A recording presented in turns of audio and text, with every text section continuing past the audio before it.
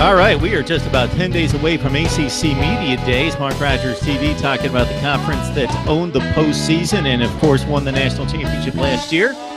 Bring in personality and college football writer Josh Parcell. Josh, it's been a while. We're glad to have you back on the show here.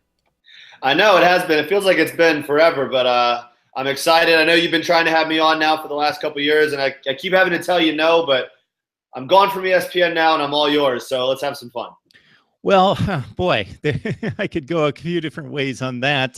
So it helps us. It benefits us. Right. I hope everything's going well, and I believe it is. I know that you've got a lot of good things working right now, so we're happy to have the conversation.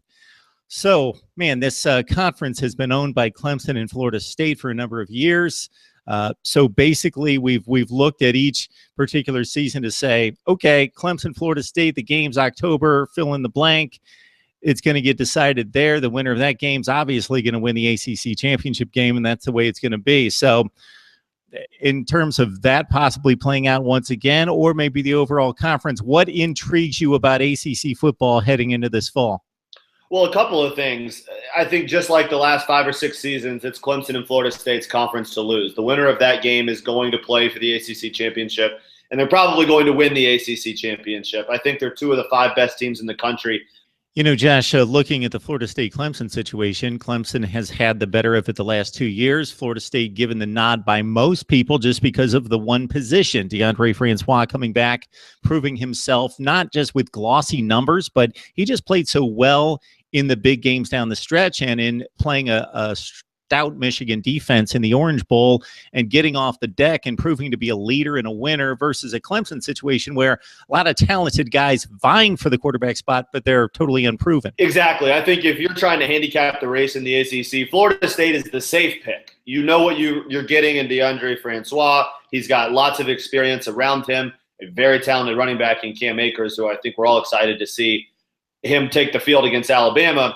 But for Clemson, if they can figure out that quarterback position, and whether it's Kelly Bryant or whether the freshman Hunter Johnson takes over, I expect it to be Bryant when the season begins, but I don't know how long he's going to hold on to the job.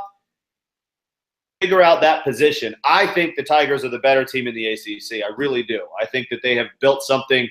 Dabo Swinney has built something, rather, that is extremely hard to stop. They've got a ton of momentum. Tevin Feaster, the running back, who I think last year I expected to see more out of him, but Wayne Gallman just did not give up any of the carries in that backfield.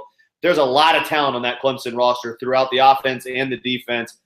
So they just got to figure out quarterback. I know that Florida State is the safe pick. We know they're going to be loaded with talent, but that schedule is very, very difficult. They've got to go to Clemson in addition to playing Alabama in week 1. I trust Clemson a little bit more at this point going into the season, I think, if they can figure out that quarterback position, which I think Dabo Swinney will do. And Derwin James coming back for Florida State.